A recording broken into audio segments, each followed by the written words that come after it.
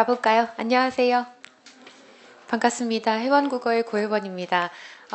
오늘 우리는 2014년 4월 19일에 시행된 국가직 구급 문제를 함께 풀어보려고 이 자리에 모였어요. 여러분 얼굴이 살짝 시험 마치시고 오셔서 그쵸?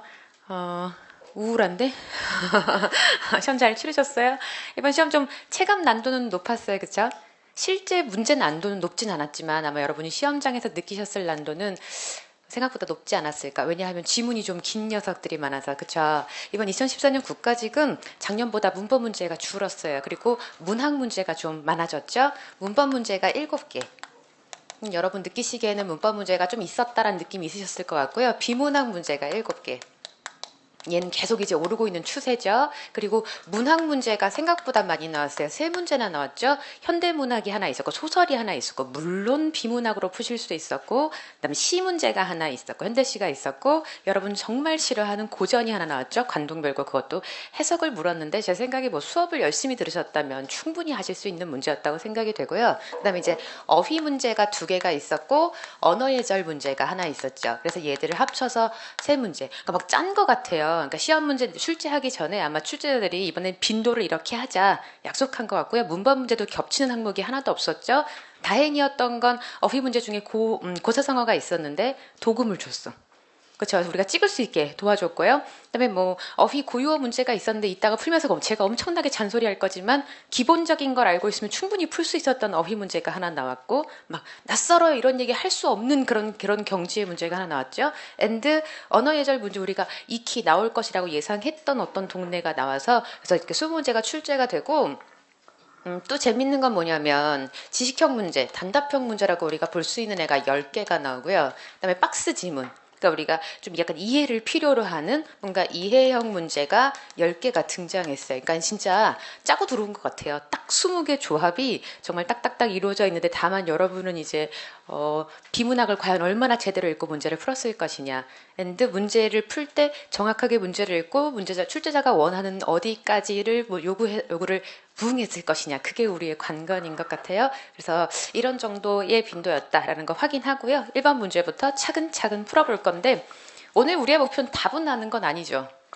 여러분 이미 답은 다 알고 계시네. 1시에 바로 올라왔죠.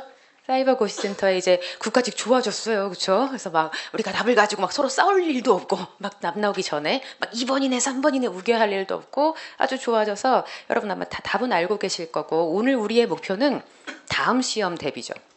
그러니까 여기에 있는 거 다 아는 건 목표가 아니고 오늘 우리의 목표는 다음 시험에 과연 우리가 이런 내용이 나왔을 때 어떻게 대비해야 할 것이냐가 오늘 우리가 가져가야 할 가장 중요한 지점이라고 생각이 됩니다. 그렇다면 1번 문제부터 거기에 초점을 두고 한번 풀어봐요. 자, 국어의 로마자 표기가 옳지 않은 것은 작년에 안 나왔던 로마자가 나왔어요. 그러니까 이제 국가직 문제가 나왔던 분야는 안 건드리고 안 나왔던 분야 이렇게 찔러대기로 작정한 것 같다는 생각도 좀 듭니다. 1번에 왕십리, 2번 울릉, 3번 백마, 4번 항려울. 너무 쉽게 푸셨죠? 몇 번 정답? 그쵸. 일단 로마자 정리합시다. 자, 로마자 표기법. 얘는 발음을 표시한다. OX. 발음을 표시해요. 발음을 표시하는 걸 좀 유식하게 뭐라고 하냐면 그렇지 전음법이라고 얘기합니다. 즉 얘는 발음을 반영해서 표기한다는 거지. 그래서 발음을 반영하는데 발음을 반영하는 건 확실한데 얘가 반영하지 않는 그렇지 반영하지 않는 발음이 있어서 우리가 좀 주의해야죠. 어떤 건 반영하지 않죠? 그렇지 반영하지 않는 거 첫 번째 된소리 되기. 그러니까 원래 된소리인 녀석 말고 발음하다가 밥처럼 된소리가 되는 것은 반영하지 않고 또 뭐 반영하지 않아요? 그렇지 체언의 축약도 반영하지 않아. 누구는 그럼 반영한다는 얘기구나. 용언의 축약은 또 반영하죠. 그래서 체언의 축약은 반영하지 않는다. 유의해야 하고 그럼 나머지 발음법들은 다 반영한다는 얘기네. and 또 주의해야 할 녀석이 있죠. 첫 번째 발음이 리을 되면 뭐로 표기하겠다. LL로 표기하겠다. 두 번째 또 주의해야 할 것이 발음에서 우리 얘를 뭐라고 읽을 거예요? 그치, 히라고 읽을 거야. 발음이 이가 되든 의가 되든 유와 의의 표기는 반드시 뭐로 표기하겠다? UI로 표기하겠다. 뭐 이런 것들 머릿속에 로마자 관련해서 정리가 되어 계셔야 해요. 그러면 쉽지만 그래도 우리가 확인해야죠. 왕십리 발음하시죠. 어떻게? 왕십리 그치? 민낯이래 나무 아래 자음의 울림소리랑 잠이 만나면 반드시 같은 같은 계열로 변신하죠. 얘는 자음과 자음이 만나서 민나치레가 만나서 민나치로 변신했어. 나무화로 변신했죠. 무슨 동화? 자음동화, 비음화 반영해야죠. 그러니까 얘 초점은 니라는 걸 반영한다입니다. 한번 써볼게요. 불러주세요. W-A-N-G S-I-M NI. 그치? 초점은 이거지. N을 반영하겠다. 이게 초점이었어요. 그래서 우리를 우습게 생각했어. 막 그러면서 답을 푸셨죠? 1번은 아주 쉽게. 두 번째. 얘도 우리 시험 단골이죠. 얘 초점은 뭐예요? 리을을 LL로 표기하겠다는 거죠. 불러주세요. ULLEUNG가 되겠지. 그래서 ULLEUNG. 백하고 마가 만났어요. 발음하시죠. 역시 뭐가 돼요? 백마. 사실은 똑같은 현상을 줬죠. 민나치리하고 자음하고 만나서 민나치로 변신하는 자음동화 비음화입니다. 한번 써볼게요. 불러주세요. B-A-E-N-G-M-A. 그치? 자음동화 다 반영한다는 얘기입니다. 또 하나가 이제 학여울. 얘 지명이어서 대문자로 시작하죠. 누구하고 누가 만났어요? 얘.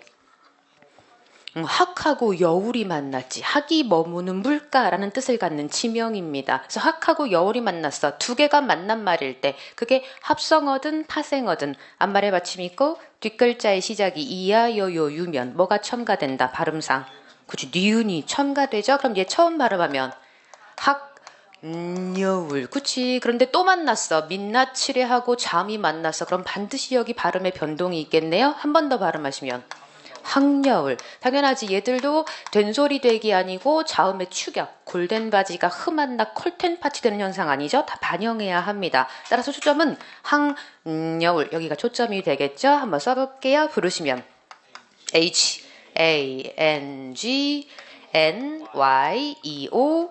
UL이라고 써야겠지. 그래서 학여울이라고 모두 반영해서 써야 합니다. 그러니까 요런 데가 초점이 되겠다. 그래서 우리한테 사실은 왕십리, 니 발음되는 거 십리라고 발음하지 않겠다. 묻고 있구나 정도 확인하시면 되겠어요. 정답은 1번이었고 두 번째 문제 갑시다. 띄어쓰기 물었어요. 정말 강조했던 그 문제. 사실은 제가 시험 끝나고 전화가 폭발했어요. 엄청난 전화가 밀려왔는데요. 가장 감사하고 가장 듣기 좋았던 얘기는 출제자가 혹시 고혜원이냐? 뭐 이런 얘기. 동영 모의고사 같이 하신 분들이 그 얘기를 많이 하시더라고요. 제 냄새가 좀 났다고. 점수는 낮았지만 그치? 그 뒷말이 없었어야 하는데 어쨌든 앞에 내용 굉장히 감사했어요. 고득점자도 꽤 많고 그쵸? 또 생각보다 점수가 안 나오신 분들도 많고 그래서 이번은 참 예측하기가 작년보다는 조금 낮겠구나. 그거는 쉽게 예측이 되는데 얼마나 떨어질 것이냐가 우리의 관건이죠. 여러분 표정이 막 동공이 흔들려. 많이 떨어질 거라고 예상하고 자 띄어쓰기 봅시다. 1번 집에서만이라도 아주 친절하게 그쵸? 조사의 미조를 쫙 쳐놨죠. 집, 채연 누가 조사?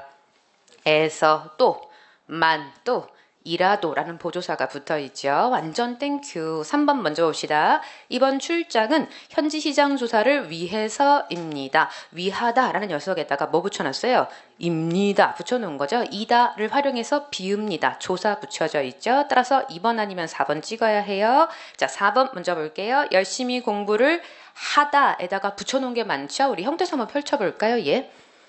하다에다 뭐 붙인 거예요? 과거, 역, 엔다, 는데 또 뭐 붙였어요? 도라고 붙인 거죠. 그러니까 어미 활용 쭉 한 다음에 하다에다가 하였다 거기다 다시 는데 그런데 도 마지막에 보조사를 또 붙여놓은 형태. 여기서 띠레가 있다 없다? 없다. 설령 우리가 간 자체가 생각이 안 났다고 양보를 한다 할지라도 정확하게 다 붙여쓰기 하는 녀석들이 왔으니까 찍기도 쉬웠습니다. 더불어 우리 간 진짜 열나 많이 했잖아요. 이런 비표준어를 정말 많이 했죠. 얘가 접사일 때와 의존명사 아예 예문으로 외우자고 했었습니다. 얘가 첫 번째 당연히 얘는 사이간자 쓰는 한자고요. 접사일 때부터 한번 따져봅시다. 접사일 때 두 가지 암기하자 그랬어요. 접사란 얘기는 띄어쓰겠다, 붙여쓰겠다. 그치, 붙여쓰겠다. 언제 붙였어요? 첫 번째. 그치, 동안, 기간을 얘기할 때 동안. 가령 뭐 이틀간이라고 할 때 붙이겠다, 띄겠다. 붙이겠다. 받아쓰기 한번 할게요. 2달간. 여러분 있으세요? 2달간. 자, 어디 띄고? 두 띄고 달 하고 간은 뭐 해요? 붙여쓰기 해야지. 그래서 기간을 얘기할 때 간이 접사. 두 번째, 언제 또 간이 접사? 그렇지. 장소를 얘기할 때 접사. 여러분 아는 거 뭐 있으세요? 대장간. 그렇지. 외양간. 이럴 때 이 간이 접사예요. 그래서 암기를 권해요. 간이 접사일 때 자, 동안, 이틀간, 이틀 동안의 간, 대장간, 외양간처럼 장소일 때 간이 접사. 이럴 때는 붙여쓰기 해야 해요. 그런데 간을 띄어쓰기 해야 할 때가 있죠. 간이 모여서 의존, 명사가 돼버려서 얘 세 가지 예문이 다 시험에 나왔다 그랬어요. 한 가지만 아직 안 나왔는데 이번에 나왔던 녀석이 또 나왔죠. 첫 번째, 간이 의존 명사일 때 언제? 사이라는 의미일 때 뭐 외우셨어요? 뭐 외우셨어요? 서울과 부산 간. 그치? 이럴 때의 간. 사이일 때 간 띄어쓰기 하고 두 번째 또 뭐 외우셨어요? 관계. 그렇지. 훌륭하다.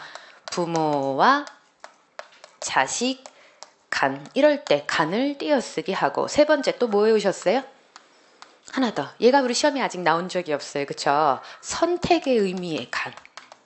네가 공부를 하든지 놀든지. 그치? 선택의 든지도 들어가 있고 이럴 때의 간. 이럴 때는 간을 띄어쓰기 한다는 거지. 그래서 예문을 외우기를 권해요. 여러분. 기간일 때 이틀간, 대장간, 장소일 때 간은 붙여 쓰는 접사고 사이, 서울과 부산 간, 부모와 자식 간, 공부를 하든지 놀든지 간에 이럴 때 붙여쓰기 해, 띄어쓰기 해. 그런데 문제가 뭐냐? 가족을 의미하는 간은 또 뭐해요? 관용적으로 붙여 쓰는 애들이 있어. 그래서 가족을 의미하는 세 글자 관계는 또 붙여 씁니다. 여러분 아는 애 대보세요. 부부간, 그렇지. 또 형제간, 자매간, 좌단간, 가족에 해당해. 가족에 해당하는 세 글자는 또 붙여 쓰는 걸로 관용적으로 허용을 해줍니다. 그러니까 이게 다 간에서 물어볼 수 있는 범주고 당연히 우리 시험에 간이 많이 나올 수밖에 없는 게 명백하게 그래도 똑똑 떨어지거든요. 이 범주 안에서만 해결하면 되거든. 그런데 우리 이번 시험에 뭘 줬어요 지금?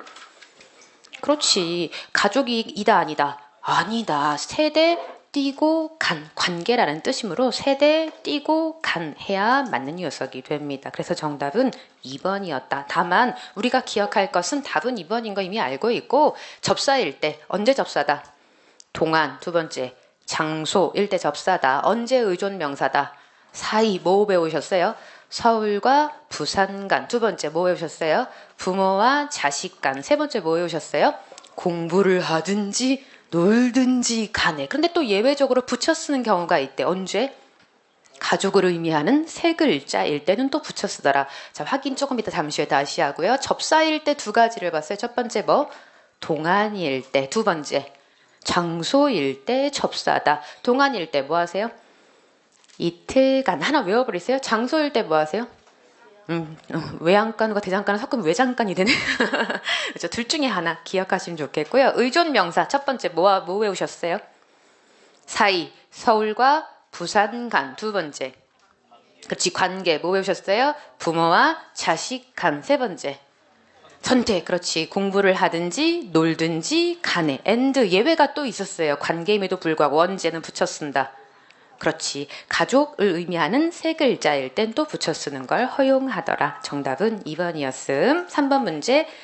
뭐 공식하신 분이야 뭐 아주 그냥 누워서 푸셨을 것 같고 발로도 푸셨을 것 같고요. 미안해요. 자, 이론 열심히 공부하시면 충분히 하셨죠. 밑줄 친 말에 쓰임이 바르지 않은 것 그랬어요. 알음이 있는 사이. 형합엔 알음 명사다. OX. 뭐가 알음이죠? 사람끼리 서로 아는 일, 옆에서 쓸게요. 아는 일, 서로 아는 일을 알음이라고 합니다. 알음이 있는 사이. 두 번째, 형광펜 돛우다. 돛구다를 쓰는 경우가 딱 하나 있죠. 언제? 안경도수. 그치. 나머지는 다 돛우다. 입맛을 돛우다. 바투. 너무 땡큐해서 우리 쪽지 시험에서도 여러 번 봤죠. 바투, 형광펜 언제 써요? 가깝게. 언제 가깝게? 물리적 거리가 가깝게. 또 언제? 시간이 가깝게. 그래서 물리적 거리도 바투잡다. 혹은 시간도 바투잡다. 지금 약속 날짜. 그래서 시간을 가깝게 잡다라고 나와있죠. 너 젓가락을 너무 바투 잡지 마. 물리적인 것도 바투라는 말을 쓸 수 있어요. 바투 가깝다는 뜻이고요. 4번 그는 설레이는 보자마자 확 나가리 했어야죠. 우리말에 뭐가 없다. 설레이다가 없죠. 기본형 뭔데요? 설레다. 그래서 얘를 좀 활용을 한번 해봅시다. 마음이 설레다, 마음이 설레고, 마음이 설레는 이라고 써야지 이가 들어갈 이유가 없고요. 모음 붙이면 아 붙여요, 어 붙여요? 마음이 설레어. 당연히 여기다가 설을 붙일 수 있겠지. 설레어서 당연히 가능하고요. 설을 생략할 수 있고요. 과거하면 설레었다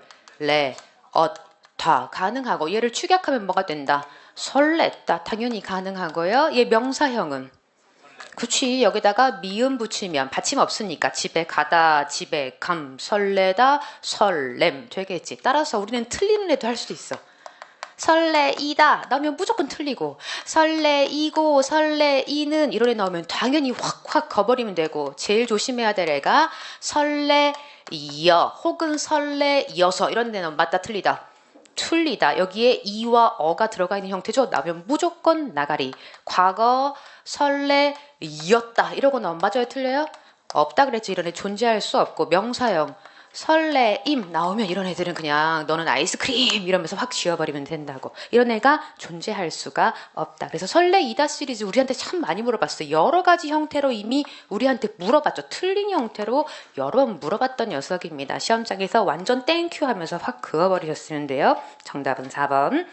자, 문제 4번. 다음 중 표준어가 아닌 거. 자, 여기까지는 참 고마웠죠 우리. 자, 표준어가 아닌 거 1번 윗목 OX. 그치 위아래가 있으면 위를 밝힙니다. 그럼 윗목에 반대말이 있단 얘기네. 반대말 하시죠. 어떻게? 그치 얘는 왜 시옷을 넣었어요? 왜 시옷을 넣은 거예요? 위하고 목이 만난 말 확실하잖아요. 근데 왜 시옷 넣었어요? 그냥 그렇게 써 있으니까 발음해보세요. 뭐라고 여러분 방금 발음했어요? 윗목. 그치 둘이 만났는데 원래 없던 울림소리 니은이 들어갔잖아요. 윗목 이 니은이 첨가됐잖아. 그러니까 무슨 시옷 표기한 거구나. 아 사이시옷 표기한 거지. 얘 그럼 발음하세요. 어떻게? 아랫목. 당연하지. 여러분이 지금 그렇게 발음했잖아요. 아래목 안 한다고. 발이랑 둘이 만나서 발음할 때 아랫목 원래 없던 니은이 들어간다고요. 니은이 첨가했으니까 앞말이 명사 만나고 앞말에 받침 없으니까 시옷 표기한 거지. 그래서 위아래가 있으니까 윗목 아랫목 밝히는 거. 어디가 더 좋으세요? 윗목 아랫목 중에. 그렇지. 아랫목이 더 뭐한 곳? 따뜻한 곳. 아 너무 당황하셨어요? 두 번째 윗돈 OX. X 윗돈이 있으면 뭐가 있어야 해요? 아랫돈이 있어야 하는데 아랫돈 없잖아요. 그러니까 뭐라고 쓰겠다? 그치 위아래가 없으니까 웃돈이라고 표기하겠다. 즉 위아래가 없으면 웃이라고 표기하죠. 웃돈이 뭐예요? 얹혀서 준 돈. 그치 얹어서 더 준 돈을 웃돈이라고 하고. 여러분 아는 웃 시리즈 웃기. 그치 하하하 웃기 그 얘기죠. 설마 그게 아니고 얘 뭐죠? 고명으로 맨 위에 얹은 장식을 웃기라고 하죠. 또 웃국. 그치 웃국이 뭐예요? 그치 장이나 그쵸 담근 후에 맨 처음 떠내는 녀석을 웃국이라고 하죠. 웃비는 또 뭐예요? 쫙쫙 내리다가 잠깐 그친 비를 웃비라고 하지. 즉 위아래가 존재하지 않는 녀석에 웃을 붙인다. 그럼 세 번째 누구하고 누가 만났구나? 위하고 층이 만났구나. 얜 왜 시옷 안 붙여요? 그렇지. 뒤에 글자가 컬텐 파치나 껄텐 빠찌싸가 오면 발음에 위증 된 소리가 들어오거나 윈층 되거나 윈능 니은니은 첨가되는 거 아니죠? 그러니까 시옷 표기할 필요 없고 얘 반대말은 뭐네? 아래층이 되겠지. 당연하지. 여기도 시옷 표기하지 않겠지. 위아래가 있으니까 위라고 표기한다는 얘기입니다. 네 번째 별표죠. 자 얘는 누구를 가리키는 말?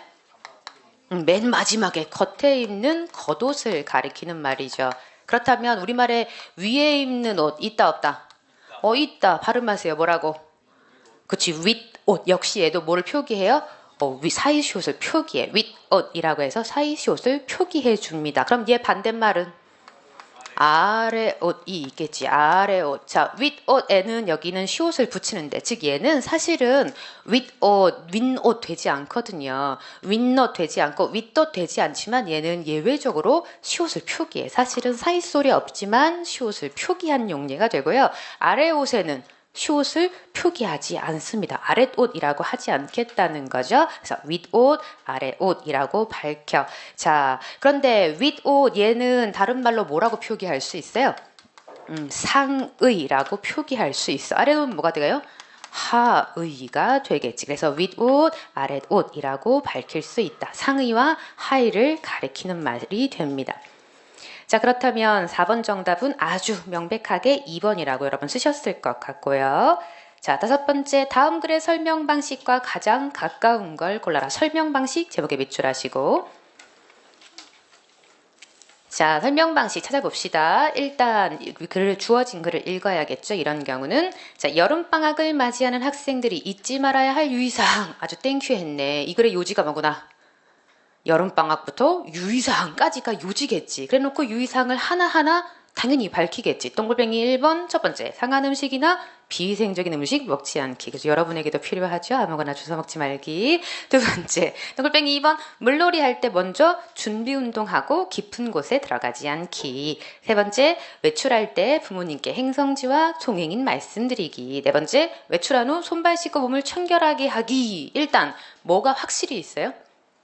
나열이 확실히 있지. 그치? 열거하고 있는 게 확실히 있죠. 두 번째, 유의사항에 뭐를 밝히고 있어요? 얘를 밝히고 있어. 등등등등 많은데 얘가 이런 애들이 있다. 너 이런 걸 조심해야 한다. 1번 완전 땡큐 이등변 삼각형이란 무엇이란 뭐뭐이다. 뭐 하고 있네? 개념을 밝히고 있지. 넓은 의미의 정의라고 볼 수 있고요. 두 번째, 그 친구는 평소에는 순한 양인데 한번 끊고 A는 B이다. 사실은 수사법이 보이는 것 같아요. 무슨 법이죠? 은유법. 그치? 그 친구는 양이다. A는 B다. 은유도 보이고요. 한 번 고집을 피우면 황소 같아. 모두 보이네. 직유도 보입니다. 은유, 비유를 다 포함할 수, 은유, 직유를 다 포함할 수 있는 수사법. 비유가 되겠지. 즉 비유의 방식이 쓰이는 거예요. 우리 유라인이라고 얘기했죠. 진짜 문제도 많이 풀었던 바로 그 녀석. 비유라는 녀석 안에는 은유도 들어갈 수 있고 직유도 들어갈 수 있고 얘는 지금 비유법을 쓰고 있고 또 하나 평소에는 순한데 고집 피우면 황소야. 뭐 또 보여요? 대주. 그치 대주도 보이네. 세 번째 나는 산, 강, 바다, 호수, 들판, 띄고 등 띄어쓰기도 잘 지켰네. 우리 국토의 모든 것을 사랑한다. 우리 국토에 뭐 했어요? 나열도 보이고 예도 들었지. 그치 예시와 나열이 다 쓰였습니다. 그렇다면 네 번째 잣나무는 소나무처럼 상록수이다. 한번 끊고 뭐뭐처럼 뭐도 보이고 직유도 보이고 추운 지방에서 자라는 침엽수이다. 즉 얘는 무슨 얘기냐? 잣나무는 상록수이다. 잣나무는 침엽수이다. 뭐 하고 있어요? A는 B이다. 은유법도 보이는 것 같아요. 이게 이건 은유법으로 보긴 뭐하고 뭘로 보면 좋겠어요? 설명, 개념 정리하고 있는 거죠. 개념을 보시는 게 훨씬 더 가깝겠어요. 따라서 잣나무가 상록수다, 잣나무가 침엽수다. 정의로 보시는 게 훨씬 더 좋겠죠. 개념이 보인다. 어쨌든 답은 명백하게 몇 번이다? 3번이다. 시험장에서 우리가 당황했어. 그쵸? 이런 걸 찾기가 조금 애매했을 수도 있겠어요. 정답은 3번. 6번째, 품사 문제. 보고 막 웃었어요. 다 맞았겠지 막 이러면서 그쵸? 품사를 잘못 밝힌 것 그랬어요. 설령 4번 같은 애가 잘 몰랐어도 괜찮아요. 1번이 너무나 명백하죠. 우리 다섯이라는 녀석은 뭐로도 쓰일 수 있고 수사로도 쓰일 수 있고 뭐로도 쓰일 수 있어요? 관형사로도 쓰일 수가 있어요. 얘가 문장 안에서 어떻게 쓰이냐에 따라서 얘 품사는 수사일 수도 있고 관형사일 수도 있습니다. 그러면 수사라는 얘기는 얘가 뭐란 얘기? 체언이란 얘기. 그럼 즉 얘가 체언이라면 이 뒤에 반드시 뭐가 와야 해요? 조사가 와야지. 그치? 우리 집 식구는 다섯이다. 이렇게 돼 있으면 얜 품사가 뭐고? 얜 품사가 뭐고? 이다가 뭐예요? 서술격 조사. 이러면 다섯의 품사는 수사겠지. 그치? 근데 지금 우리한테 뭐라고 했냐면 다섯 권이 뭔데? 새는 단위성 의존 명사. 좌단간 얘가 명사인 건 확실해. 명사를 뭐 하고 있어요? 꾸며주고 있지. 그때 이 다섯은 품사가 뭐다? 그렇지. 관형사지. 이때 관형사인지 어떻게 하느냐? 이 뒤에 조사를 붙일 수 없어요. 우리말에 조사가 생략이 잘 되니까 다섯의 권, 다섯을 권, 다섯이 권 그게 아니라는 거지. 얘는 정확하게 다섯 권 하고 있는 너 관형사입니다. 1번이 너무나 명백했어. 뒤에 조사를 붙여주지 않았거든요. 체언 뒤엔 반드시 뭐 온다고 열라 외웠어요. 조사 온다고 외웠잖아요. 얘가 수사려면 반드시 뒤에 조사 올 수 있게 했겠지. 설령 조사가 오지 않았어도 생략된 채 뭔가 다른 조사를 넣을 수 있도록 했겠지요. 자, 두 번째, 나도 좋은 시를 많이 읽고 싶다. 읽고 기본형이 뭐예요? 읽다. 그치? 그런데 그 뒤에다가 싶다라고 붙여서, 즉 다가 두 개 와 있는 형태. 다다가 두 개 와 있는 건 둘 중에 하나죠. 본본이거나 보조거나. 즉 얘는 read라는 의미의 진짜 의미를 갖는 무슨 용언이고 본용언이고, 얘는 태어날 때부터 고 싶다의 꼴로 쓰이는 보조 형용사지. 그치? 싶다. 먹고 싶다. 놀고 싶다. 자고 싶다. 우리말에 형용사에는 뭘 붙일 수 없어요? 는 읽고 싶는 불가능해. 읽고 싶는다 불가능하다는 거죠. 언제나 읽고 싶은의 꼴로만 쓰이는 보조 형용사. 세 번째, 재미있는 노래를 배웠어. 한번 끊으시죠. 배웠어 까지만 써도 된다. 요를 쓰지 않을 수 있다. 당연하지. 끝났어요. 이미 종결어미 어로 끝난 해체. 그 뒤에 붙어있는 요, 너의 정체는 뭐예요? 보조사 요. 무슨 의미를 갖는? 상대 높임을 갖는 보조사 요가 되겠죠. 즉 다자리가 아니야. 만약에 배웠다, 만약에 배우다, 다자리에 끝났다. 그렇다면 의미가 달라지겠지. 다자리라면 뭐로 채워야 해요? 종결어미 오를 넣어야 하는 자리가 되겠지. 근데 얘는 배웠다, 다자리에 이미 뭐라고 채웠어요? 어라고 이미 채웠어. 종결어미에 어라고 이미 채우고, 쓸 수도 있고 쓰지 않을 수도 있는 뭘 붙인 상태. 요. 그렇지. 이때의 요는 우리는 뭐라고 부르겠다? 보조사라고 부르겠다. 상대 높임의 의미가 들어있다. 네 번째, 우린 주로 얘를 뭐로 열심히 공부했냐면 밑 앞뒤를 반드시 뭐 한다? 띄어쓴다로 열심히 공부했죠. 그렇죠? 밑의 품사가 뭐예요? 부사입니다. 그렇죠? 밑 부사다 확인도 해두시고, 정답은 1번이었음. 일곱 번째, 다음 국어사전의 정보를 참고할 때 접두사 군의 의미. 우리 이거 시험 전에 풀었잖아요. 이 문제. 깜짝 놀라지 않으셨어요? 그렇죠. 같이 문제풀이 하신 분들은 아마 깜짝 놀랐을 것 같아요. 다만 보기가 좀 다르고 순서가 좀 다르고 그래서 좀 달라지, 비슷한 문제, 똑같은 건 아니고 비슷한 문제를 푼 적이 있어요. 이런 거 어떻게 풀어요? 다 외워야죠. 우리 학생 하나가 저한테, 저랑 수업을 예전에 들었었대요. 근데 이런 문제 나오면 어떻게 푸냐고 전화가 왔어요. 새벽에. 이런 거 어떻게 풀어요? 사전을 다 달달 외우면 되겠지.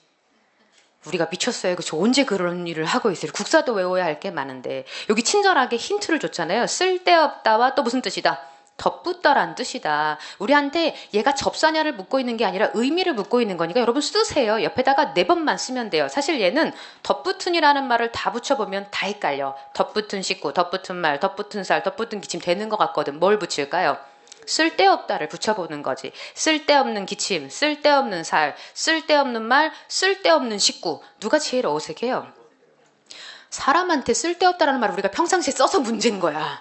그쵸? 사람한테 쓸데없다 굉장히 어색하거든요. 쓸데없는 사람이 어디 있어요? 그쵸? 사람한테 쓸데없다 붙인 네가 제일 어색하구나. 덧붙은 식구라고 해석하는 게 더 자연스럽겠구나. 힌트를 우리한테 사실은 제시한 문제입니다. 이런 문제는 반드시 둘 중에 하나는 다 붙는 것 같은 애가 있어요. 2번이 다 붙는 것 같아요. 2번 붙여보면 다 그럴싸해요. 그런데 1번을 붙여보시면, 동글뱅이 1번의 의미를 붙여보시면 명백하게 어색한 애가 있지. 그러니까 우리가 할 수 있는 수는 8개밖에 안 돼요. 즉 덧붙은을 뚜루룩 한번 붙여보고 쓸데없다를 한번 뚜루룩 붙여보고, 그 중에 가장 어색한 애를 고르는 문제라고 이해하셨어도 충분히 답 쓰실 수 있었을 것 같아요. 정답은 1번입니다.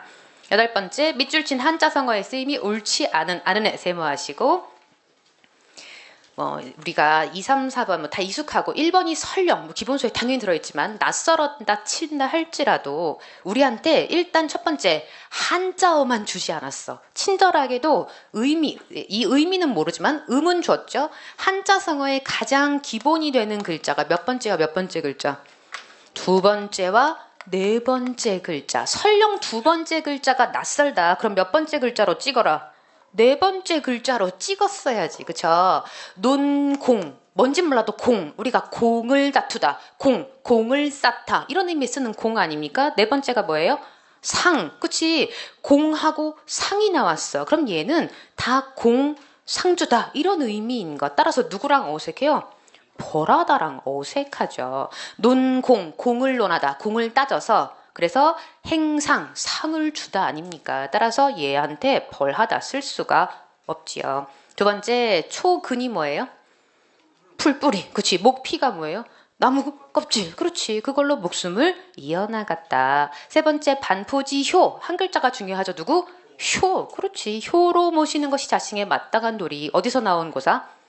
까마귀가 어렸을 땐 부모님 주시는 거 먹다가 자라면 반대로 부모님을 먹인다 해서 반대 먹일 포가 들어있죠. 반포지효, 효로 얘기할 수 있습니다. 네 번째, 갖고 면려 낯설을 수 있어요. 그런데 제가 항상 강조하지만 한자는 뜻글자니까 거기 뜻을 볼 수 있잖아요. 면려 둘 다 뭐가 들어있게요? 힘력자가 들어있잖아요. 힘쓰다 면 힘쓰다 려자입니다. 갖고에 각이 어렵다 할지라도 고자 많이 보셨잖아요. 이게 뭐죠?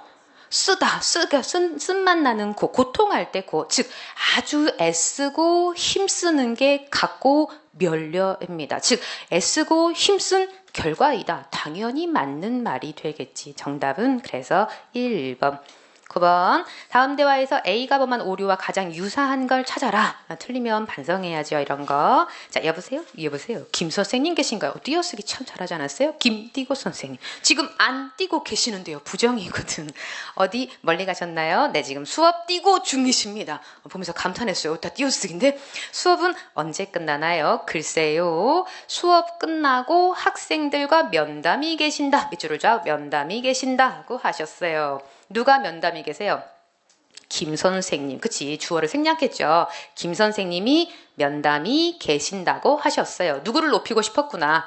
김 선생님을 높이고 싶었구나. 근데 여기 계시다. 직접 높임 쓰면 안 되고 면담을 통해서 높였으니까 간접 높임 있으시다. 주체 높임을 썼는데 간접 높임 써야 할 자리에 직접 높임 썼죠. 그렇다면 자, 얘를 바르게 고쳐봅시다. 김 선생님은 수업이 끝나고 학생들과 면담이 계시다, 있으시다. 있으시다고 뭐해요? 하셨어요. 이 하셨어요는 누가 하셨어요? 김 선생님이 말씀하셨어요. 그래서 시가 들어가 있는 거죠. 김 선생님이 면담이 있으시다. 자, 이 문장은 맞는 문장, 틀린 문장. 전 그걸 얘기하고 싶네요. 김 선생님은 면담이 있으시다고 하셨어요. 자, 이 문장은 정확히 따지면 맞는 문장, 틀린 문장. 여러분 멘붕 상태, 정지 화면이네. 자, 맞는 문장, 틀린 문장. 왜요? 왜요?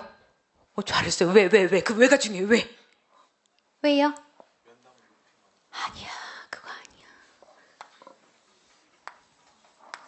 주어에 대한 서술어가 두 개거든요. 있으시다, 하시다. 그럴 때 주어에 대한 서술어가 두 개일 때 시는 가급적이면 한 번만 쓰는 게 맞습니다. 따라서 맨 뒤에만 쓰는 게 맞아요. 만약에 여기서 끝났어. 김 선생님이 면담이 있으시다. 그럼 틀린 문장이 아니에요. 그런데 있으시다고 하셨어요. 이렇게 시가 두 번이면 가급적이면 한 번만 쓰는 게 맞습니다. 따라서 있다고 하셨어요가 훨씬 더 자연스러운 문장이 돼요.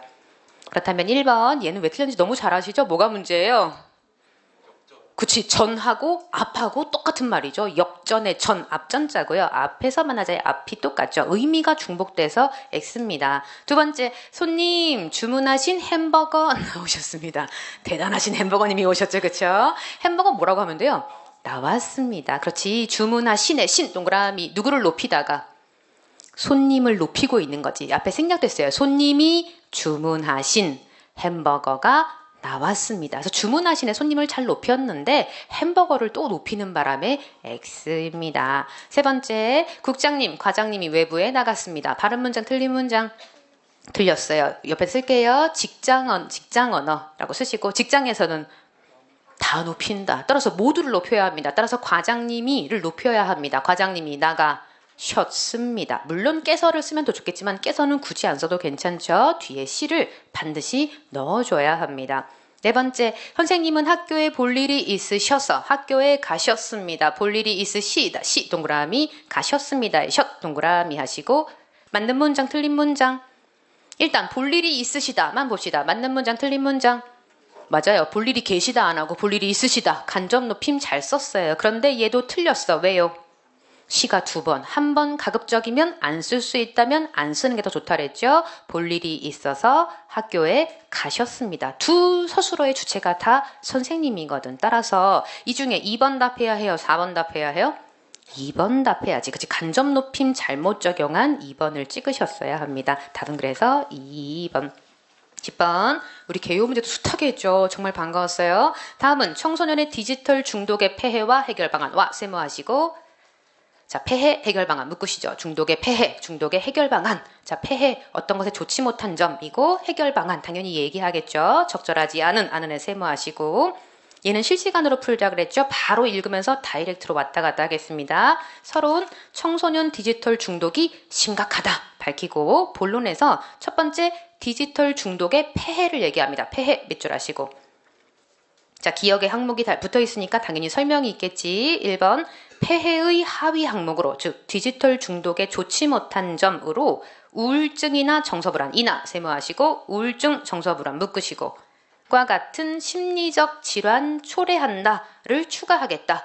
그럴싸하죠. 중독의 나쁜 점으로 우울증, 정서불안해져 심리적으로 질환이 발생할 수 있다라고 넣을 수 있어요. 가, 타인과의 관계를 원활하게 하지 못하는 사회 부적응을 야기한다. 좋지 못한 점이죠. 안 붙어 있으니까 넘어가도 됩니다. 두 번째, 다양한 기능과 탁월한 이동성을 가진 과 세모하시고 어디 묶을까요? 다양한부터 이동성까지 묶어야겠지. 다양한 기능이 있어. 탁월한 이동성이 있어. 디지털 기기에 등장하고 디지털 중독에 폐해하고 관련이 있다 없다? 없다. 그래서 니은에 바로 설명합니다. 디지털 중독의 폐해, 좋지 못한 점으로 디지털 기기가 등장했다는 것은 관련된 내용이 아니니까 너 나가리 삭제한다. 바른 설명이죠. 일단 두 번째, 청소년 디지털 중독에 영향을 미치는 그럼 요인은 뭐가 있겠느냐? 첫 번째, 디지털 중독의 심각성에 대한 개인적, 사회적 인식이 부족하다. 인식이 부족하다. 살짝 밑줄해 두시고. 두 번째, 뇌의 기억 능력을 심각하게 퇴화시키는 디지털 치매의 심화. 디지털 치매 밑줄 하시고. 디지털 치매가 뭐래요? 뇌의부터 퇴화시키는까지 묶으시죠. 디지털 치매를 정의한 거지. 디지털 치매가 뭐냐? 뇌의 기억 능력을 심각하게 퇴화시켜. 이게 심해지는 게 디지털 중독에 영향을 미쳤어요? 아니면 얘는 폐해에 해당해요?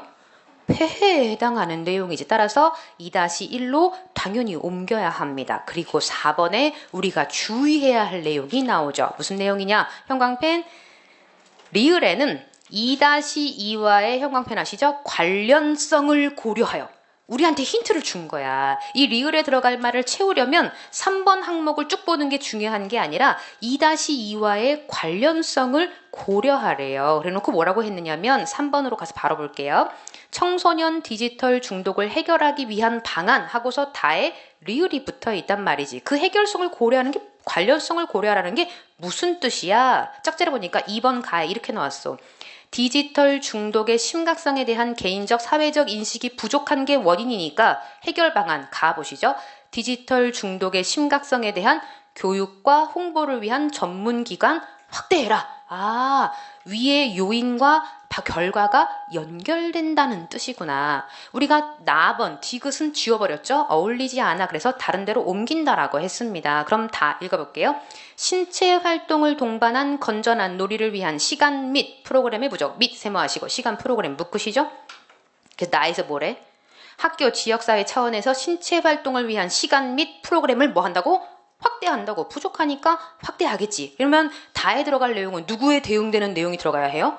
라에 대응되는 내용이 들어가야지. 자극적이고 중독적인 디지털 콘텐츠가 무분별하게 유통되고 있어. 디지털 콘텐츠의 무분별한 유통 묶으시고 그것에 대한 해결 방안이 리을에 와 있어야지. 따라서 시간을 제한한다. 헛소리하고 있는 거죠. 콘텐츠가 넘치고 있으니까 이것에 대한 해결 방안이 적어도 와야 된다가 초점입니다. 따라서 정답은 4번 하셨어야 해요. 그래서 다음에도 우리가 지금만 생각할 게 아니라 관련성을 고려한다는 게 이런 뜻을 갖는구나 라고 기억을 해두셔야죠. 정답은 4번이 됩니다. 자, 11번 문제. 밑줄 친 용언의 종류가 다른 하나. 완전 땡큐 했죠. 그쵸? 자, 정답은 당연히 몇 번? 1번입니다. 왜요? 그치, 본용언이니까. 본용언인지 어떻게 아셨어요? 어머니가 바구니를 뭐가 크게 보여야 해. 그쵸? 이 얘기는 무슨 뜻이냐? 문장이 대등하게 연결되고 있다는 뜻 아닙니까? 어머니가 바구니를 들고 가셨다. 사실 제가 그냥 크게 강조해서 반점도 한번 찍어봤어요. 이 얘기는 여기에 지금 누구 주어가 똑같이 와야 된다는 뜻이에요? 어머니가, 그치? 어머니가 바구니를 들다. 바구니 필요 없으니까 어머니가 가셨다. 충분하니까 어머니 생략하고 문장이 두 개로 와 있는 거지. 따라서 진짜 들고 진짜 갔다는 얘기입니다. 그런데 두 번째, 나가버리다. 우리 하도 많이 해서. 나가다 라는 뜻인데 당연히 여기 모음어미 아가 있는데 동음 아아여서 탈락시킨 상태겠지. 밖에 나가다 라는 용언이 와 있는 거고 버리다가 와 있는 겁니다. 우리말에 다다가 두 개면 둘 중에 하나 본본이거나 보조거나 앞말이 본용어인 건 당연히 확실하고 고 아웃사이드 했단 얘기고 이 버리다가 본용어이면 여러분이 아는 버리다 본용어일 땐 무슨 뜻이에요? 쓰레기 버리다. 그치? 쓰레기를 버리다. 뭐 이런 의미의 웨이스트의 의미가 나와야 버리다야. 뭐 직업을 버리다. 하다못해 뭔가 버려줘야 해. 근데 얘는 지금 그런 뜻이다 아니다. 아니다. 그럼 따라서 얘는 무슨 용어이다? 보조용어. 무슨 뜻의 버리다?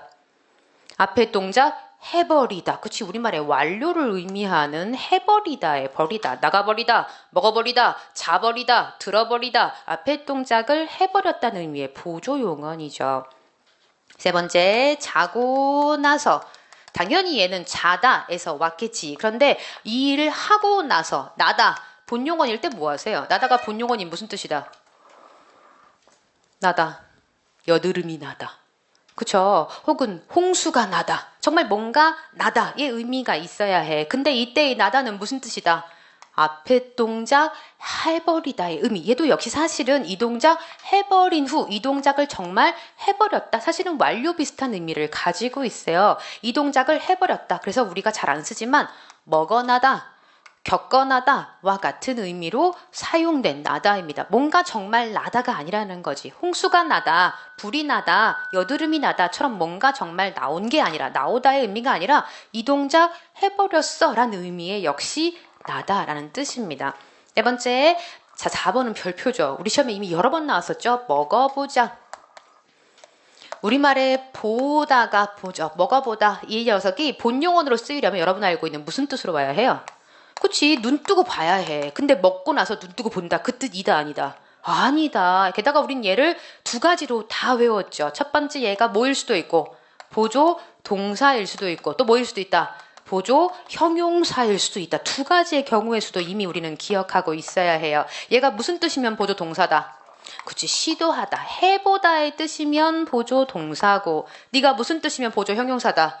like 뭐뭐인 것 같아. 추측의 의미면 보조 형용사라는 것까지 기억해야 해요. 따라서 먹어보다, 눈 뜨고 보다가 아닌 건 확실하고 보조 동사, 보조 형용사.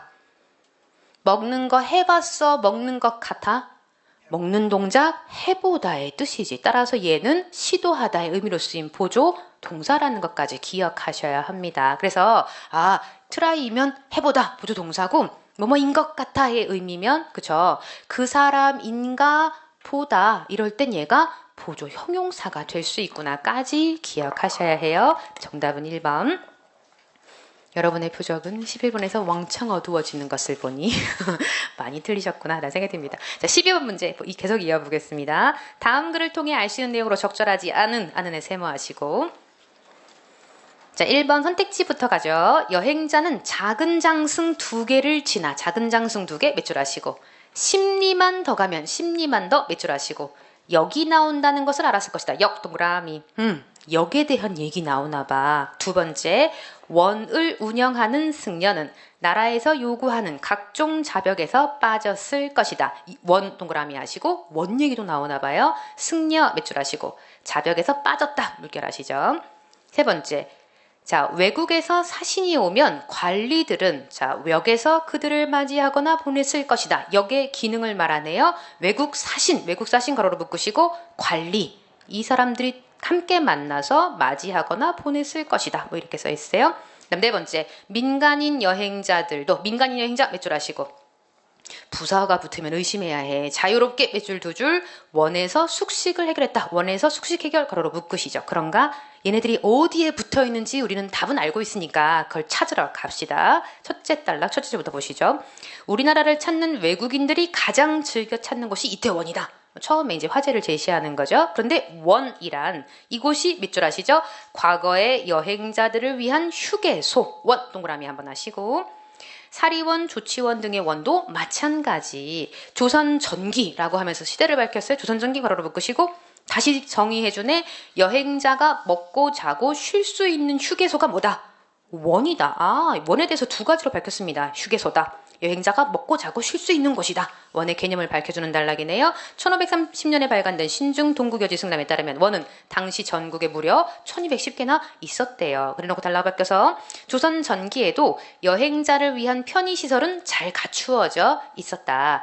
주요 도로에는 이정표와 역원이 일정한 원칙에 따라 세워져서 역원의 원칙을 소개하겠네. 역원 원칙까지 가로로 묶으시고 심리마다 지명과 거리를 새긴 작은 장승. 심리마다 뭐가 있었다고? 작은 장승 세우고 30리마다 큰 장승 밑줄 아시죠? 30리마다 큰 장승이 하나씩 있었대요. 그리고 그 큰 장승이 있는 곳에는 뭐가 있었다? 역과 원이 둘 다 있었네. 과, 세모, 역, 원 가로로 묶으시고 또 친절하게 계속 설명합니다. 주요 도로마다 30리에 하나씩 뭐가 설치됐다고? 원이 설치됐다고 친절하게 설명했어요. 몇 번 선택지?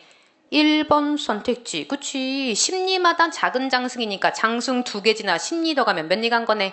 30리 가면 뭐가 나오겠네? 역도 나오고 원도 나오겠지요. 당연히 우리가 여기서 1번 선택지가 맞는 녀석이구나 고를 수가 있습니다. 그래놓고 다음 단락 역의 역할 설명합니다. 역 동그라미. 여기 국가의 명령이나 공문서 이나 세모하시고 명령 공문서 중요한 군사정보 전달, 사신왕래에 따른 영송, 물결하시죠. 사신왕래에 따른 영송, 환영하고, 환송하는 거지. 즉 맞이하고 보내는 걸 어디서 했어? 여기서 했네. 엔드, 영송과 접대, 과 세모하시고 영송, 접대, 묶으시죠. 마련된 밑줄 두 줄 교통통신기관이었다면 자, 원, 동그라미. 원은 뭐였냐? 그런 일과 관련된 사람들을 위해 마련된 일종의 밑줄 두 줄 공공여관이었다. 즉 역은 주로 환영하고 보내고 접대하는 교통통신기관 and 원은 그런 일과 관련된 사람 주로 공적인 업무로 썼겠네요. 일종의 공공여관이었다. 몇 번 선택지가 해결되네. 3번 선택지가 바로 해결이 되죠. 여기서 그들을 맞이하거나 보냈을 것이다. 그래놓고 밑줄 해둘게요. 원은 주로 공공업무를 위한 여관이었지만 세모 주로 원은 뭐로 많이 썼다? 공공업무 여관으로 많이 썼지만 민간인들에게 숙식을 제공하기도 했다. 즉 자유롭게 썼겠구나. 일부만 썼겠구나. 일부만 쓴 게 확실해. 그런데 뒤에 가면 더 못을 쾅쾅쾅 박아줍니다. 계속 보러 가요. 자, 그래놓고 원은 그러면 어떻게 운영했니? 원은 정부에서 운영했기 때문에 재원도 돈도 정부에서 마련했는데 주요 도로인 대로와 중로, 소로 등에 설치된 원에는 각각 원이선이라는 땅을 주어서 운영 경비를 마련하도록 했어. 그렇다면 누가 원을 운영했을까? 자, 역에는 역 동그라미 역하고 비교해 설명해주죠.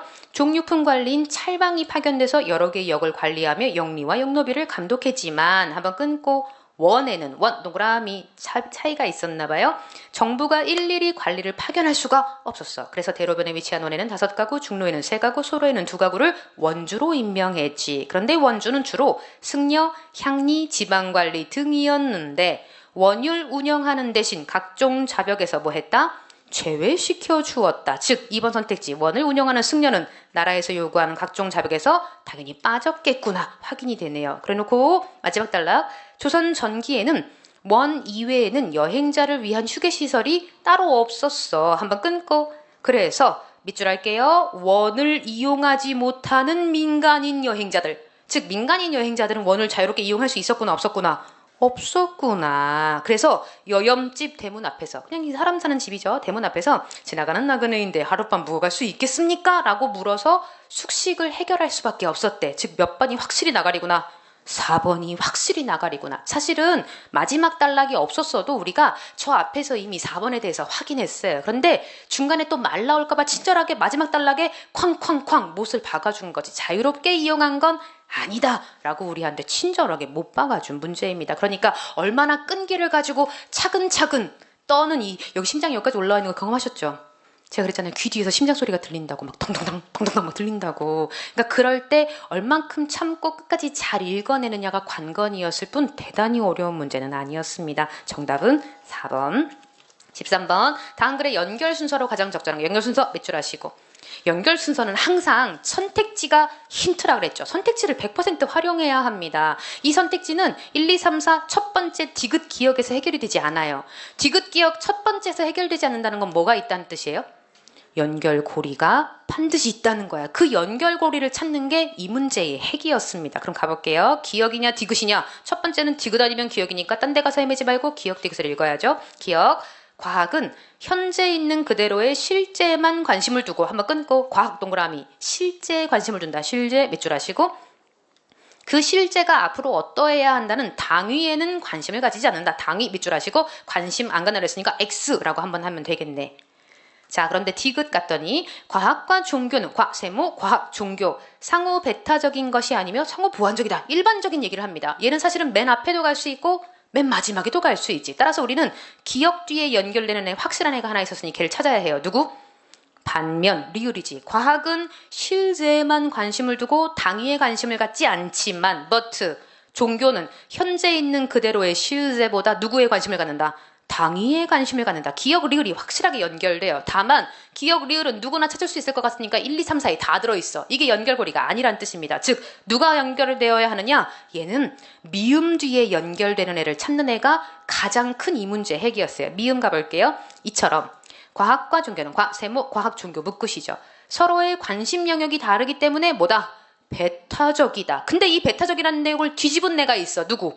니은 그러나 즉 무슨 얘기냐? 배타적이지만 관심 영역이 반대라서 서로를 밀어내는 것 같은 배타적이지만 각자 관심을 두지 않는 부분에 대해 상대방으로부터 도움을 받을 수 있기 때문에 뭐라고 보는 게 더 합당하다? 상호 보완적이라고 보는 게 합당하다. 미음 니은이 핵심이었어요. 이 두 개가 연결된 게 선택지가 하나밖에 없거든. 누구 정답? 3번이 정답. 이걸 찾는 게 핵심이었어요. 디귿이 앞이냐 뒤냐 이게 핵심이 아니었다는 거예요. 역시 여러분은 이런 순서 문제들을 언제든 또 만날 수 있어요. 그럴 때 힌트는 항상 선택지에 있고 반드시 연결되는 고리가 있어요. 걔를 찾는 게 문제의 핵입니다. 이 디귿 가지고 헤맸으면 시간 다 날렸지. 이 디귿의 위치가 문제의 핵심이 아니라는 게 이 문제를 여러분이 풀 때 가장 중요하게 놓치지 말아야 될 포인트라고 생각해요. 정답은 3번이었습니다. 14번 다음 글에 대한 이해로 적절하지 않은 아는 세모하시고 저는 이 14번 문제 별표하고 싶어요. 여러분이 읽기 능력을 연습하는데 굉장히 좋은 지문이라고 생각합니다. 그럼 한번 내용 한번 가볼게요. 역시 선택지 먼저 읽겠습니다. 1번 동양과 서양 건축의 차이. 완전 땡큐한 지문 아닙니까? 여기 위에 무슨 내용 나온다? 동양과 서양 건축의 차이가 나온대. 지문에서 이미 말해주고 있어. 세모하시고 동양과 서양 묶으시고 건축 차이를 한번 끊고 요소들 간의 관련성으로 설명하고 있다. 요소들 간의 관련성 가로로 묶으시죠. 그런가 확인합시다. 두 번째, 동양의 건축재료로 석재보다 목재가 많이 쓰였다. 뭐가 많이 쓰였다? 목재, 동그라미. 많이 쓰인 이유 있는지 확인하면 됩니다. 왜 많이 쓰였니? 세 번째, 한국 건축에서 사이의 개념, 좌단간, 작은 따옴표, 땡땡 나온 개념은 무조건 중요하다 그랬죠. 이 글에서 사이라는 개념이 아마 중요한가 봐. 공간, 시간, 인간 모두를 포함하고 있다. 공간, 시간, 인간 묶으시죠. 여러분 머릿속에 딱 지나가는 성어가 하나 있어야 해. 무라, 일체. 왠지 그 느낌이 팍팍 느낍니다. 그다음 네 번째, 동양의 건축은 자연 환경에 개방적이지만 한번 끊고만. 그다음 인공 조형물에 대해서는 폐쇄적이다. 인공 조형물 밑줄 하시고 폐쇄적 닫혀 있는지 한번 확인해 봅시다. 자, 한국 건축은 사이의 개념을 중요시한다. 아, 내가 맞게 읽었구나. 사이가 대박 중요하구나. 한국 건축 네모박스. 한국 건축을 당연히 서양 건축과 비교하겠구나. 그리고 사이의 크기는 우리를 살짝 이제 물타기 하는 거지. 헷갈리게 하려고 이런 문제 하나 넣어주는 겁니다. 기능과 사회적 위계에 영향을 받는다. 세모하시고 기능과 사회적 위계. 잠깐 묶어두면 되지 뭐. 또한 완전 친절하죠. 공간, 시간, 인간 모두를 사이의 한 동류로 봤다는 얘기는 공간, 시간 모두, 인간 모두가 뭐에 중요하다? 한국 건축에 중요하다. 그 얘기는 다 뭘 뭐하고 있다? 포함하고 있단 말과 똑같은 말이죠. 3번 선택지가 다이렉트로 해결이 됩니다. 그래놓고 서양에 비교하기 시작하죠. 서양 네모박스. 과학적 사고가 물체를 부분들로 구성되었다고 보고 한번 끊고 얘는 물체가 부분들로 구성되니까 뭐가 중요하냐? 밑줄 할게요. 불변하는 요소들을 분석까지 밑줄 하시죠. 불변해, 변하지 않은 요소들을 분석함으로써 본질이 뭘까? 이런 걸 파악하는 걸 추구했다면 2번 끊으시고, 그럼 동양 얘기를 하겠지. 동양은 사이, 그게 뭔데? 즉 밑줄 2줄, 요소들 간의 관련성의 초점. 즉 얘는 뭔지 몰라도 사이가 되게 중요해. 그 사이를 다른 말로 뭐라고? 요소들 간의 관련성에 초점을 두고 거기에서 가치니 의미니 이런 걸 찾았다고 얘기하고 있는 것. 즉 동양과 서양이 같았다 달랐다. 달랐다. 그 차이점, 특별히 동양에 대해서는 뭐라고 얘기했다? 요소들 간의 관련성. 그게 뭔데? 사이를 가지고 얘기하고 있잖아요. 몇 번 선택지가 해결돼요? 1번이 해결되잖아요. 해놓고 서양의 건축이 완전 중요한 대목입니다. 서양의 건축 다시 밑줄 하시고, 내적 구성, 폐쇄적 조직을 강조한 객체의 형태를 추구했다면 한번 끊고, 우리가 지금 읽으면서 느꼈잖아. 동양과 서양을 뭐 하고 있구나? 대조하고 있구나. 그럼 다른 말로 바꿀 줄 알아야 해. 서양의 건축이 내적이다, 폐쇄적이다. 그럼 동양 얘기는 뭐라고 하겠네? 외적이다. 그치? 그런 얘기를 할 가능성이 매우 높습니다. 서양의 반대니까 우린 그런 말들을 잘 찾아내야 돼. 외적이다, 개방적이다, 뭐 이런 말을 할 가능성이 매우 높아진 거예요. 그래놓고 좀 약간 어려운 말을 하죠. 객체의 형태 자체를 추구했다. 객체 형태 밑줄만 해두시고 한번 끊고, 반대에 동양의 건축은 뭘 강조하느냐? 그것보다 객체의 형태와 세모, 즉 객체 형태부터 묶어야 해요. 그것이 놓이는 상황, 밑줄, 밑 세모, 자연 환경까지 묶을까요? 즉 객체의 형태만 중시한 게 아니라 객체의 형태도 중요하고, 즉 건축도 중요하고, 놓이는 상황, 자연 환경과의 뭘 추구했다? 어울림. 즉 우리가 맞게 생각했네. 조화. 즉 건축 자체뿐만 아니라 집 전체, 객체 자체뿐만 아니라 그것이 놓여있는 기타 등등 이 주변을 둘러싼 모든 것을 다 중시했다는 얘기를 해주고 있는 거죠. 따라서 매우 외적이고 개방적이라는 개념이 딱딱 맞아 떨어지는 설명이 되겠죠. 그래놓고 뭐라고 얘기하느냐? 동양의 목재가구법에 의한 건축 구성 양식에서 사이의 중요성을 알 수 있다. 즉 뭐가 어디서 드러난다? 사이의 중요성이 목재를 사용한 것에서도 드러난다라는 설명입니다. 그리고 왜 그런지를 뒤에서 이유 설명해 주겠지? 이 양식은, 즉 목재로 만드는 것은 조적식, 즉 돌이나 벽돌, 석재로 쌓아 올리는 것보다 환경에 완전 친절하지. 뭐라고? 개방적이고, 우리가 잘 찾은 겁니다. 개방적이고 우기에도 환기를 좋게 할 뿐 아니라 뭐라고요? 내 외부 공간의 차단을 거부하고, 그게 뭐예요? 열려 있다는 거지. 차단을 거부했다는 얘기니까 개방적이라는 얘기입니다. 자연과의 대화를 늘 강조한다. 가로로 묶으시고 다른 말로 바꾸세요. 어울림, 조화, 그치, 자연과 어울림을 추구한다는 거지. 그렇기 때문에 목재를 사용했구나 라고 이유를 밝힌 2번 선택지가 해결이 되고요. 그로 인해 건축이 무대나 액자를 설정하고, 즉 건축이 마치 무대야, 마치 얘가 액자 같아. 그런데 마지막은 누가 하냐면 자연이 끝을 내는 기분, 마무리를 하는 기분이 들게 해준다는 거예요. 따라서 우린 이미 1번, 2번, 3번을 다 찾았고요. 4번도 고쳐봅시다. 동양의 건축은 자연 환경에 개방적이지만 인공 조형물에 대해서 폐쇄적이다. OX. 어디가 X?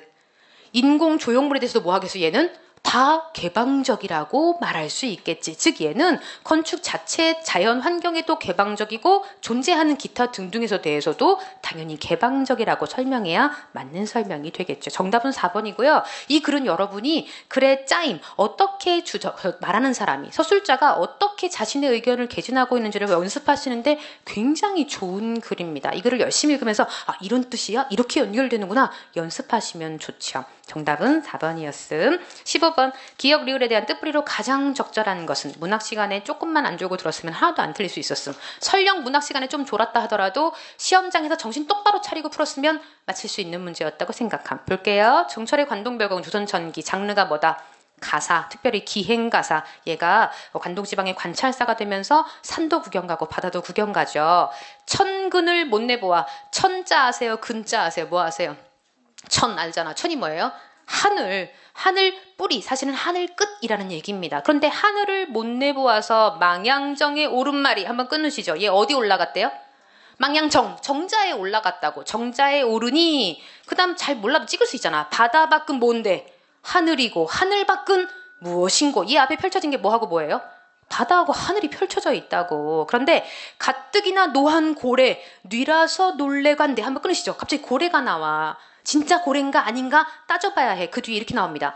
불거니 뿜거니 어지럽게 부는구나. 확 불었다가 확 뿜었다가 어지럽게 군대. 여러분이 바다를 보고 있어. 하늘을 보고 있어. 뭔가 바다와 하늘에서 불고 뿜고 하는 애가 진짜 고래겠어요? 아니면 다른 거겠어? 다른 거 선택지를 보니까 파도 그럴싸해. 천근을 은하수, 하늘 끝이 은하수라고 보는 건 말도 안 되는 소리지만 파도인가? 그럴싸하죠. 그런데 그 파도 치는 모습이 마치 파란색, 하얀색, 파도 치면 하얀색 되잖아요. 그러니까 커다란 하얀 산 뭐처럼 보였다? 은산처럼 보였다. 그 은산을 꺾어내서 육합은 온 세상을 가리킵니다. 온 세상에 내리는 것 같구나. 그래서 마치 5월 장천, 5월 저 하늘에 백설이 내리는 것처럼 보였다는 뜻입니다. 그럼 백설은 진짜 눈이에요? 파도가 막 이렇게 흩어지는 포말, 물결을 얘기하는 거야? 포말, 그지? 파도, 물거품 뭐 이런 거 얘기하고 있는 거죠. 그러니까 갑자기 흰 갈매기 이따위가 나오면 진짜 웃긴다는 거지. 이 글을 열심히 읽고 이걸 해석하면 완전 웃겨요. 은하수를 못 봤는데 파도 그럴싸하고 태백산이 갑자기 나올 이유가 없으며 흰 갈매기 완전 어울리지도 않는다는 거죠. 그러니까 수업 시간에 조금만 안 졸았으면, 그러나 수업 시간에 졸았다선 치더라도 조금만 집중해서 읽었다면 성남파도 읽어낼 수 있었어야 합니다. 정답은 2번이 되죠. 제가 성이 난 것 같네요. 자, 16번. 다음 발표에서 사용한 전략이 아닌에 세모하시고 우리 그냥 이어서 쭉 갈게요. 자, 1번 전문가의 견해를 인용했다. 제일 쉽죠. 사람 이름 나오는 거 찾으면 됩니다. 전문가의 견해 밑줄 하시고. 두 번째, 물음을 통해 청중의 주의를 환기하고 있다. 물음 밑줄 두 줄 하시고 주의 환기 가로로 묶으시고. 세 번째, 구체적인 사례와 조사 결과와 세모하시고 사례, 조사 결과 가로로 묶으시죠. 구체적인 뭔가를 제시했는지 확인해야 하고요. 매체의 특성을 고려해서 발표 내용을 조절했다. 매체의 특성 가로로 묶으시고 발표 내용 조절 가로로 묶으시고. 이 글이 무슨 글이라고? 발표문이래. 우리한테 주어진 정보는 발표문이다. 사용한 전략이 아닌에 세모하시고 가봅시다. 여러분은 지금부터 제 질문에 받아들일 만하다와 불공정하다 두 가지 대답 중 하나만을 선택할 수 있습니다. 첫 번째, 동그라미. 다음에 관한 내용입니다. 어떤 자동차가 잘 팔려. 물량이 부족해. 이 한 자동차 대리점은 지금까지와 달리 상품 안내서에 표시된 가격에 20만 원을 덧붙여서, 밑줄 아시죠? 20만 원을 덧붙여서 팔기로 했대. 너무 잘 팔리니까 가격을 덧붙였대요. 자동차 대리점의 결정은 받아들일 만한 것일까요? 아니면 불공정한 것일까요? 물음표 동그라미. 일단 비문학지문에 물음표가 나왔다는 거 진짜 몰라서 묻는 거다. X 뭐 하는 거다? 주의 환기에 가깝잖아요. 물음을 통해서 주의 환기하고 있어. and 뭔가 강조하고자 할 때도 물음표 찍어줄 수 있죠. 두 번째 동그라미. 다음과 같습니다. 어떤 자동차가 역시 매우 잘 팔려. 물량이 부족한 상황에 똑같은 상황. 그런데 원래 20만 원 할인된 가격으로 차를 팔아왔던 자동차 대리점이 밑줄 할게요. 할인을 중단하고 원래 가격대로 팔기로. 언제 사람이 더 열받을 거냐라는 거죠. 표시된 가격에 덧붙였을 때와 할인됐던 가격을 원래 가격으로 했을 때 언제 더 열받을까? 이런 결정은 받아들일 만할까요? 불공정할 것일까요? 역시 또 의문을 제기해서 물음을 통해 주의 환기하고 있죠. 그래놓고 실제로 캐나다에서 뭐 하고 있구나. 사례 제시하고 있잖아요. 구체적인 사례와 조사 결과 얘기하겠지. 밑에 퍼센트 나오는 거 보니까 130명을 상대로 이러한 질문을 했대요. 그 결과 첫 번째 질문에 불공정하다라고 한 사람 71%, 두 번째 질문에 불공정하다 42%, 두 가지 모두 20만 원 올렸는데 이러한 차이가 발생한 이유는 무엇일까요? 또 물음을 또 제기해. 우리를 계속 잘 들어 뭐 이러고 있는 거죠. 이에 대해 노벨 경제학상을 받은 누구? 데니얼 카노먼 전문가의 견해 확실하게 인용하고 있죠. 가격을 올리는 방식에 대해 정반대 생각을 하기 때문. 즉 무슨 얘기냐? 기존 가격에서 인상하면 손해다. 할인 없애는 건 그냥 이득 볼 기회가 사라지는 거지 뭐. 그래서 사람들은 후자를 훨씬 더 덜 열받아 한다라는 견해를 우리한테 보여주면서 뭔 없다. 매체의 특성. 이 사람이 어떤 매체를 가지고 발표하고 있는지 우리가 알 수 있다 없다? 없다. 전혀 조절하고 있는지 알 재주가 없다. 정답은 4번이 됩니다. 17번 동글뱅이 한번 하시고 완전 좋은 문제죠. 우리 시험에 문학에 대해서 물을 만한 걸 확실하게 보여주고 있습니다. 우리 시험의 문학은 시점, 그렇죠? 시점 많이 물을 수 있고요. and 인물 제시 방법 이런 것 많이 물을 수 있거든요. 이게 현대문학 특별히 소설에서 가장 주요한 핵심 중에 하나니까 당연히 그걸 묻고 있습니다. 가볼게요. 개인과 사회의 갈등, 세모하시고 개인과 사회 가로로 묶으시죠. 개인하고 사회가 뭔가 갈등하고 있는지. 두 번째 외모와 말투와 세모하시고 외모 말투 묶으시죠. 등장인물의 성격 드러나고 있는지 성격 몇 줄 하시고. 세 번째 초점이 되는 인물의 내면 심리 몇 줄 할까요? 마지막 등장인물 중에 하나인 서술자가 자신의 관점에서 자신의 관점 몇 줄 하시고. 즉 그게 1인칭인지 3인칭인지는 모르지만 자신의 관점 무슨 시점? 주인공 시점, 1인칭 주인공 시점이든 아니면 3인칭 시점이든 주인공 시점에서 서술하고 있는지 우리한테 묻고 있는 거 가봅시다. 그 녀석 밑줄 하시고 박씨 앞에 박씨 밑줄 하시고 두 사람이 시작부터 나왔죠. 그 녀석과 박씨가 등장합니다. 삿대질 하듯이 또 거신 소리를 질렀어. 이 사람의 행동, 검초록색 잠바에 통이 좁은 깜장색 바지 차림, 서른 남짓 되어 보이는 사내, 짧게 깎은 앞머리가 가지런히 일어서 있고 손에는 오리 굵은 깜장 모자, 칼칼하게, 원래 우리가 목이 칼칼하다고 쓸 때 칼칼하다는 표준어고요. 약간 방언으로 깨끗하다라는 의미로 쓰는 방언으로 칼칼하다 쓸 수 있습니다.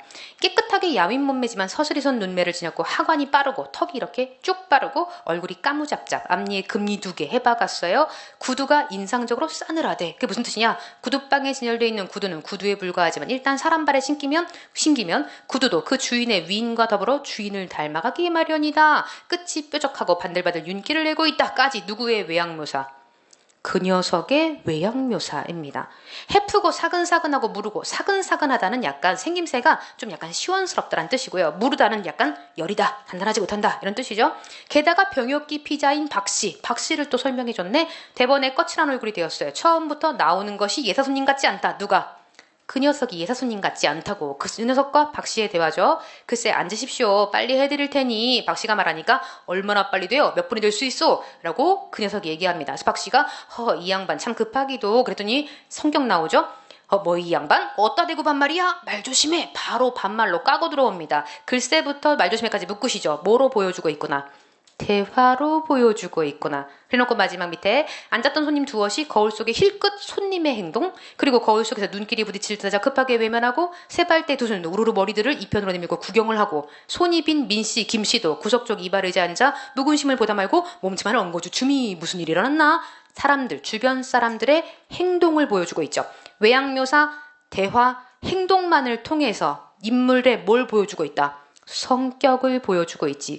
성격을 어떤 등장인물의 성격을 보여주는 방법 중에 겉으로 드러난 것만 다 제시하고 있는 무슨 기법? 직접 제시, 간접 제시?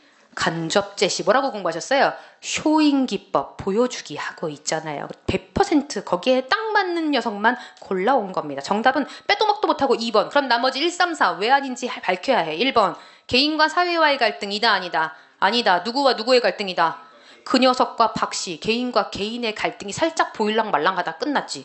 그다음 세 번째, 내면 심리가 있을 수 있다 없다? 없다. 내면 심리는 무슨 제시? 직접 제시. 텔링 기법, 말하기 기법 아닙니까? 따라서 얘가 올 수가 없고요. 네 번째, 등장인물 중에 하나인 서술자 관심, 주인공 시점이다 아니다? 아니다. 무슨 시점? 100% 쇼잉하고 있으니까 무슨 시점이에요? 관찰자 시점. 그런데 관찰자 중에도 자 1인칭이에요? 3인칭이에요? 3인칭 관찰자 시점. 그래서 얼른 하나 표를 하나 열심히 그려보겠습니다. 우리 시점하고 인물 제시 기법 빠른 속도로 보죠. 소설에서 내면을 보여줄 수도 있고 외면을 보여줄 수도 있습니다. 내면을 보여주는 시점 여러분이 알고 있는 두 가지가 있죠. 나가 등장해야 해. 무조건 나가 등장해야 이 말을 붙일 수 있습니다. 나가 등장해서 내 내면을 다 말해줘. 무슨 시점? 1인칭 주인공 시점이지. 그런데 나가 등장하긴 해요. 근데 이 나는 외면에 있는 것만 보아. 우리 엄마 왜 얼굴이 빨개졌지요? 우리 아저씨 좀 이상합니다. 뭐 이런 시점. 얘 뭐라 그래요? 1인칭 관찰자 시점. 그렇지. 그런데 나가 없어. 그럼 몇 인칭이 되는 거? 3인칭이 되는 거죠. 그런데 내면을 다 보여줍니다. 이거 무슨 시점이죠? 전지적 작가 시점. 그치. 자, 다 알고 다 말해주고 다 밝히는 거 아닙니까? 그런데 얘는 외면만 보여줘. 즉 나도 없고 3인칭 그 녀석 박씨 등장해서 관찰만 해. 무슨 시점? 3인칭 관찰자 시점이죠. 따라서 지금 제시된 지문은 당연히 여기에 속하는 녀석이고요. 소설에서 인물을 제시할 때, 인물의 어떤 성격을 보여줄 때 물론 보여주는 단락별로 다를 수 있지만 우리가 시점과만 대비시켜 본다면 내면을 보여주려면 다 작가가 뭐 해줘야 해요? 얜 지금 기분이 더러웠어. 얜 지금 기분이 슬펐어. 어째서 저째서 다 뭐 해줘야 해요? 말해주기가 쉽겠지. 여긴 무슨 기법하고 어울려요? 간접 제시, 직접 제시. 그렇지. 직접 제시하고 어울리겠지. 따라서 얘를 우리가 뭐 텔링 기법이니 말하기 기법이니 뭐 분석 제시, 요약적 제시, 해설적 제시 이런 말을 여기다 쓸 수 있는 거고 얘는 뭐하고 어울린다?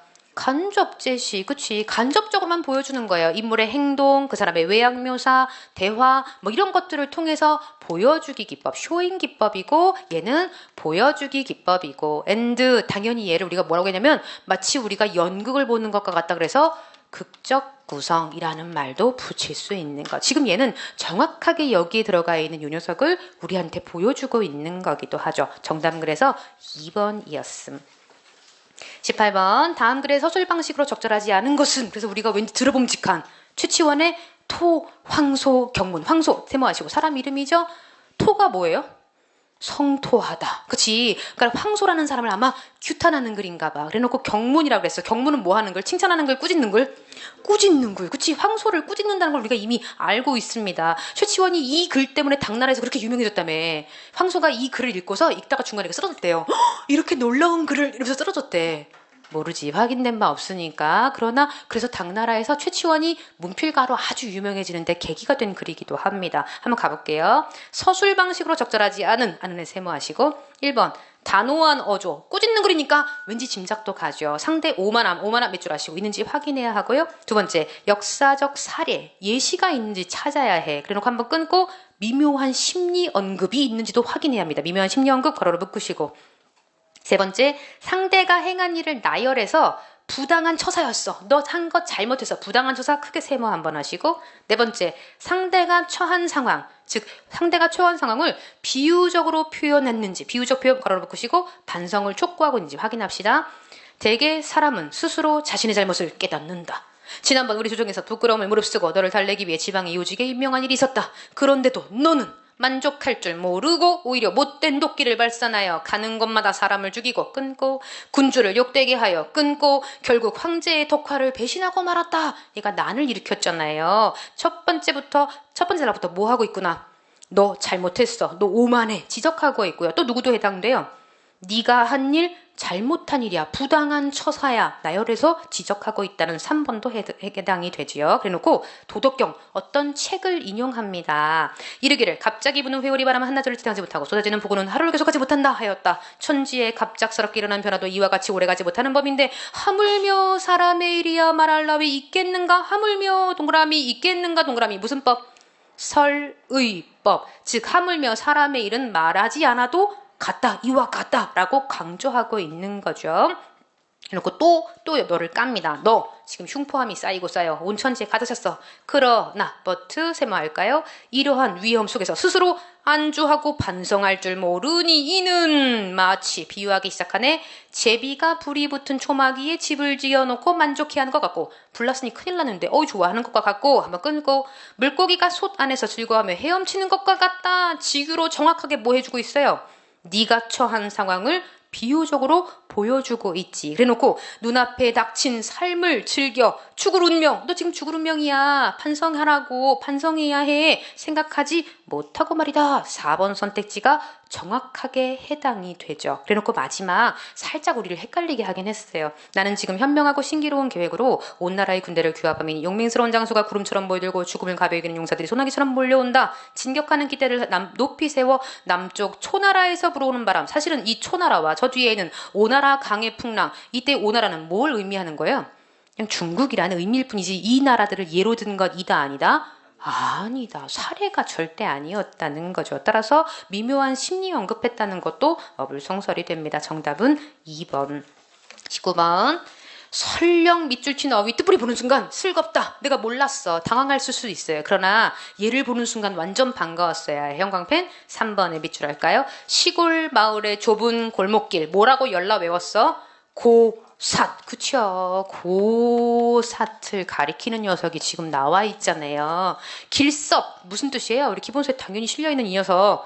가장자리란 뜻이잖아. 그러니까는 길섭이랑 시골 마을의 좁은 골목길이 같을 수가 없다는 건 이 문제의 초점입니다. 그럼 나머지는 뭐 하면 되는 거예요?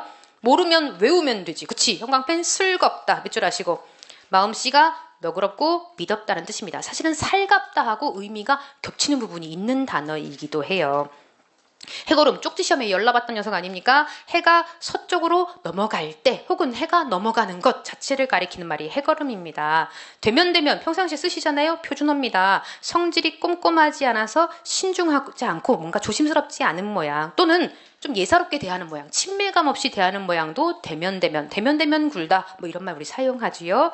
그러니까 항상 우리가 아는 게 핵심입니다. 시골 마을의 좁은 골목길 열로 외운 그 녀석 이걸로 답 쓰셨어야 해요. 물론 1번, 2번, 4번을 다 알고 썼다면 님은 더 베스트지. 정답은 3번이었습니다. 마지막 문제 역시 별표 한번 하시죠. 우리 낯선 시가 나오면 굉장히 사실은 어렵게 느껴지는데요. 이 시는 비교적 여러분 문제 푸시기에 아주 어려운 문제는 아니었습니다. 일단 선택지 다음 작품이 지닌 특징으로 적절하지 않은에 세모하시고 구체적인 대상 열거 한번 끊으시죠. 나열이 있는지 확인해야 해. 두 번째 특정한 조사를 반복 한번 끊으시고 운율 형성 형광펜 드시죠. 시에서 어떤 말이 반복되면 100% 뭐하고 관계 있다. 운율 형성과 관계 있습니다. 만약 여기서 어떤 조사가 반복됐다면 100% 운율 형성, 리듬감 형성, 주제에 기여합니다. 그래서 어떤 말이 반복되면 운율, 리듬감, 주제에 기여해요. 얘는 공식으로 기억하고 계셔야 해요. 세 번째, 사물을 의인화, 사물을 뭐처럼? 사람처럼 표현했는지 확인해야 합니다. 네 번째, 토속적 시어, 밑줄 하시고 향토색, 어떤 말이 나오면 돼요?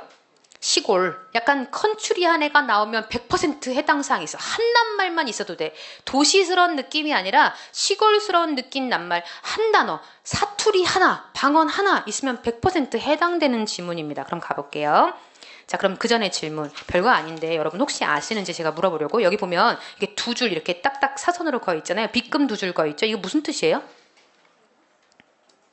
빗금이 이렇게 위 박스 안에 모닥불 두 줄, 쪼인다 두 줄, 그 다음에 역사가 있다 두 줄, 그거 있잖아요. 이게 무슨 뜻이에요?